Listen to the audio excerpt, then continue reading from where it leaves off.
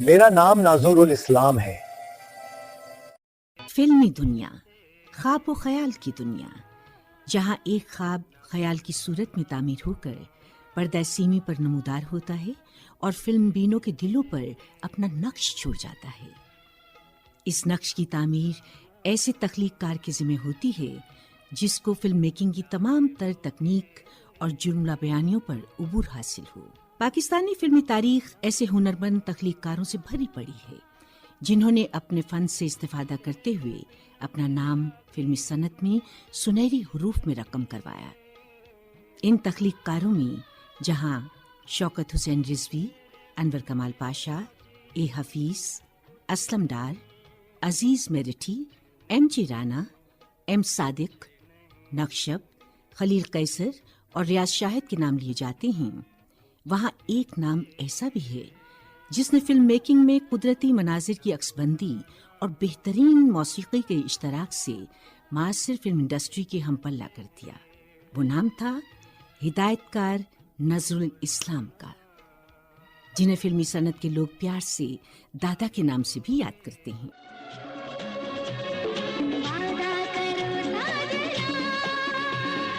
نذر الاسلام 9 اگست 1939 کو کلکتہ میں پیدا ہوئے۔ انہوں نے 60 کی دہائی میں اپنا فنی سفر بطور فلم ایڈیٹر کی حیثیت سے ڈھاکہ کی فلمی صنعت سے شروع کیا۔ ابتدا میں کچھ بنگالی فلمیں بھی ڈائریکٹ کیں، مگر 1965 میں ان کی ڈائریکشن میں بننے والی فلم کاجل ان کی پہلی اردو فلم تھی۔ مشرقی پاکستان کی علیحدگی کے بعد نذر الاسلام پاکستان آ گئے اور فلمی صنعت سے وابستہ ہو گئے۔ ملکی فلم انڈسٹری کے لیے انہوں نے پہلی فلم احساس کے نام سے 1972 میں بنائی، جس کے بعد مزید 2 فلمیں شرافت اور حقیقت ڈائریکٹ کیں، مگر 1977 میں آئینہ کے نام سے ریلیز ہونے والی فلم نے تو تاریخ ساز کامیابی سمیٹی اور نذر الاسلام کا نام اردو زبان کے کامیاب ہدایت کاروں کی فہرست میں شامل ہو گیا۔ آپ اچھی تو ہیں؟ آپ اچھے ہیں؟ زندہ ہوں۔ اس فلم کو بنانے کے لیے انہوں نے مصنف بشیر نیاز سے طویل ملاقاتوں میں اسکرین پلے اور مکالمے لکھوائے، جبکہ اپنے ماضی کے دوست موسیقار رابن گھوش کو خصوصی طور پر اس فلم کی موسیقی کے لیے سائن کیا، جنہوں نے فلمی نغمہ نگاروں کی ٹیم تسنیم فاضلی، اختر یوسف اور سرور بارابنگوی کے فن سے استفادہ کرتے ہوئے اس فلم کے نغمات کو مشرقی اور مغربی موسیقی کے سازوں میں ڈھالا۔ اس فلم کی موسیقی کو ترتیب دیتے ہوئے مغربی ساز، مینڈولین اور گٹار کا خوب استعمال کیا گیا، جس کے باعث اس فلم کے گیت آج بھی کانوں میں رس کھولتے ہیں۔ روٹھے ہو تم کو کیسے مناؤں پیا، بولو نا بولو نا۔ آئینہ کی کامیابی کے بعد نذر الاسلام کی اگلی فلم 1980 میں بندش کے نام سے ریلیز ہوئی، جس نے لاہور کے فلمی حلقے میں پلیٹینم جوبلی منائی، اور یہ پہلی اردو فلم تھی جس نے لاہور کے سرکٹ میں یہ اعزاز حاصل کیا۔ اس فلم کی کہانی اور مکالمے ایک بار پھر بشیر نیاز نے تحریر کیے اور نذر الاسلام کے پرانے دوست رابن گھوش نے نغمہ نگاروں تسنیم فاضلی، سعید گیلانی اور ریاض الرحمان ساگر کی ٹیم کے ساتھ ایک بار پھر نہ بھولنے والی موسیقی ترتیب دی۔ اس فلم کا یہ گیت تو آج بھی ریڈیو پاکستان لاہور کے فرمائشی پروگراموں میں نشر کیا۔ صدارتی ایوارڈ یافتہ گٹارسٹ، میوزیشین اور میوزک ڈائریکٹر سجاد تافو کہتے ہیں کہ نذر الاسلام کی فلموں کی اہم بات ان کا میوزک تھا۔ میں ان دنوں نیا فلم انڈسٹری میں داخل ہوا تھا، مجھے رابن گھوش نے نذر الاسلام سے متعارف کروایا اور پھر بعد میں میں نے ان کی قریباً ہر فلم کے لیے بطور میوزیشین کام کیا۔ اس برسی کے حوالے سے نذر الاسلام صاحب کو ٹریبیوٹ پیش کر رہا ہوں گٹار کا، جو گٹار کے گانے کے حوالے سے میری ان سے ملاقات ہوئی تھی اور میں نے بجایا۔ کبھی میں سوچتا ہوں کچھ نہ کچھ کہوں، ان کو ٹریبیوٹ پیش کر رہا ہوں۔ اس گانے سے ان کی اور میری یادیں وابستہ ہیں بڑی ابھی تک۔ کبھی میں सोचता हूँ कुछ ना कुछ कहूँ, फिर मैं सोचता हूँ क्यों ना चुप रहूं। जिंदगी में ऐसे भी लोग मिलते हैं, देख तेरी आंखों को अच्छे लगते हैं, आरज़ू ये होती है अपना कह सकूं, इसीलिए तो कभी मैं सोचता हूँ कुछ ना कुछ कहूँ, फिर मैं सोचता हूँ क्यों ना चुप रहूं।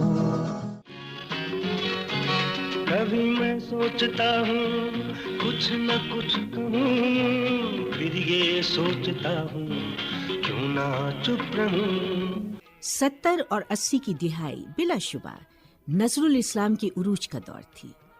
उस दौरान उन्होंने अंबर, शीशे का घर, बंदिश, हसीना मान जाएगी, पलकों की छांव में और नहीं अभी नहीं जैसी फिल्मों को डायरेक्ट किया। नजरुल इस्लाम ने फिल्में बनाते हुए जहां नए चेहरों को मुतारिफ करवाया, वहीं दूसरी जानिब उन्होंने सीनियर फनकारों से खूबसूरत किरदार अदा कराए। उन्होंने तजर्बा करते हुए फिल्म शीशे के घर में चॉकलेटी हीरो वहीद मुराद को विलन और शाहिद को हीरो के तौर पर मुतारिफ करवाया। वो दिन कभी तो आएंगे, तुझे गले लगाएंगे। शोबिस के मारूफ सहाफी जहीर शेख भी नजरुल इस्लाम के फन के मद्दाह हैं।